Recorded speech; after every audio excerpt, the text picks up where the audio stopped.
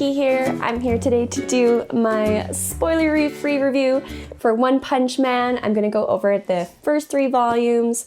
The author of this is One. He started off as a webcomic and it is now a manga and an animated series. And the illustrator of the manga is, what was his name? Yasuki Murata. So this is going to be the spoiler-free kind of review for the first 3 volumes. I'm just going to touch on a few things, and I started by watching the anime, then I went back and read the webcomic, and I loved them both so much, and I wanted to further support them, and so I've started buying the manga. The story is pretty straightforward. You are following Saitama. He's this really overpowered character, and the story is kind of following him in the different situations he gets into because of his strength, and then just with the friends that he kind of gathers as the story progresses. He is a hero for fun, which adds a really nice twist because he breaks out of the typical hero trope that you see a lot, and it makes it a lot of fun to follow. And that's all I'm going to really do for the summary. I'll move on to my likes and dislikes. In terms of likes, my first one is the humor in the series. There is something about it that is just, it's very, I wouldn't necessarily say it's self-aware, but a lot of the humor is tongue-in-cheek, and you have those moments where you're chuckling to yourself, and you have other moments where you just straight up laugh out loud. There's just this one set of scenes in the manga that when I read it, when I see it in the anime, it doesn't matter. Every time I come across it, I burst out laughing because somehow it manages to catch me off guard in how funny it is every time, and I'm not sure how they manage it, but it's just something that just really appeals to me, the way that they deal with humor and deal with the situations that they come up against. My second like is the scene composition. This is something that actually was carried over from the webcomic, and it translated really well to the manga. The writer One, even though his illustration skills weren't amazing when he started the webcomic, he did have a very good sense of composition and how he wanted to set everything up. The manga, you get the professional illustrator who just, it blows my mind how scene for scene that translated over and how well it, and how good it looks. And I think it really adds to the story. And then my third like, it's not gonna be for everyone, and this is the fact that the manga and the story arc, the smaller story arcs within them, feel very episodic. For me, it makes it very quick and easy to get through because it pairs really well with the more overarching story plot that's going on. But having the smaller issues arise as you go, I felt really ended up pacing it really well. Nothing ever really drags after it starts, and it has such good flow, and there's no really terrible cliffhangers, and I really like that's how the manga deals with it. It really feels like a uniform story. For my dislikes, I actually could only come up with 2. The first one is that it is a very slow start, but it needs to be slow because he's trying to give you some context and background to Saitama. And I think he introduces you to Saitama really well by giving you some background and an idea of his strength and the story and how that's going to move forward.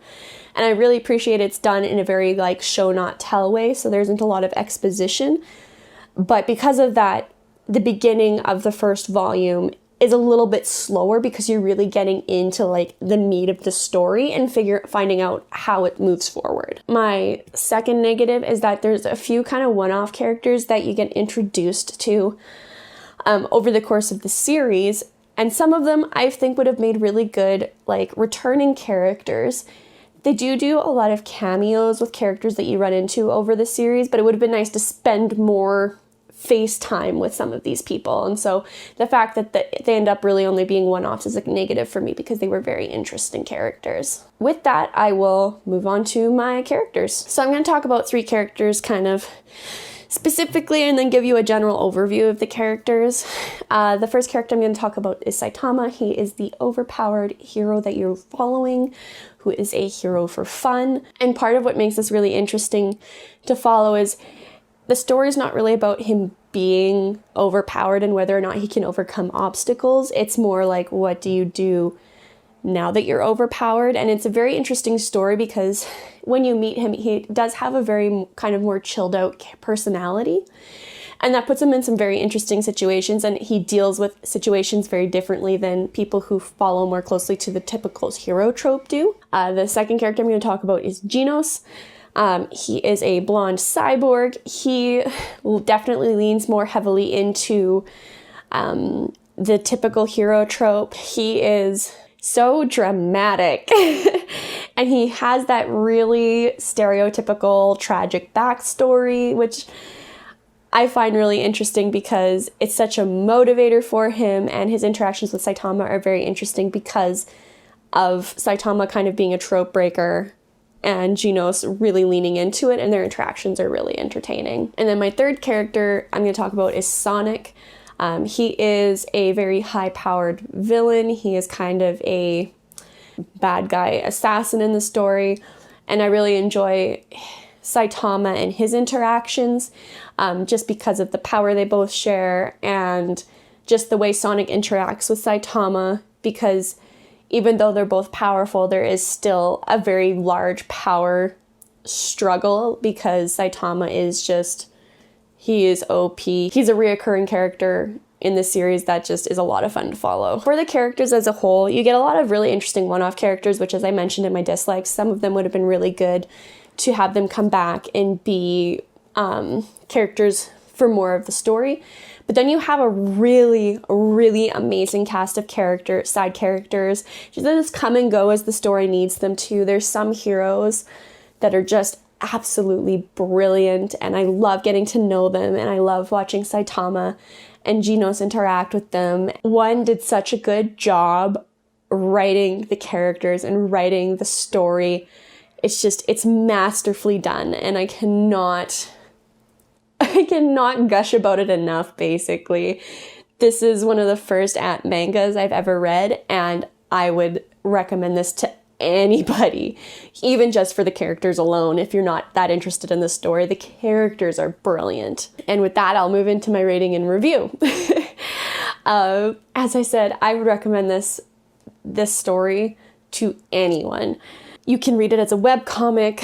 I'll include a link below. You can read it as the manga, which is what I got because I wanted to support them more, because I want more of this content to come out, because it's just, I adore it so much, and I cannot help but want to share it with people because of how much I enjoy it. And I know not everybody's going to enjoy it the same as me. I know people that don't love it as much, but because of how much I love it, I can't help but want to share it. And if you read the webcomic and love it, or if you've read the manga and love it and haven't watched the anime, I highly recommend it. They do such a good job translating it over from the manga. And I'm gonna do one final gush, and then I'll give you my probably very obvious rating for this book, for this series, really. It's a very layered story with such an interesting cast of characters, and the plot is just so engaging that I read through all of these books in like 30-40 minutes. They're very quick reads. Because they are manga, there is a lot of illustration and not as much text, but it was brilliantly written. The composition was amazing. The art and the drawing is just top notch, and it all fits together just to make this, to me, masterpiece. And I would recommend it to anybody who enjoys manga, anybody who enjoys kind of hero tropes or breaking of them. And my rating for it is a big 5 out of 5. And like I said, I'm sure you guys aren't surprised because of how much I'm gushing about this series, but I really, really recommend it. And I can't say that enough. I will see you guys in the next video where I review the anime to go with it. Bye!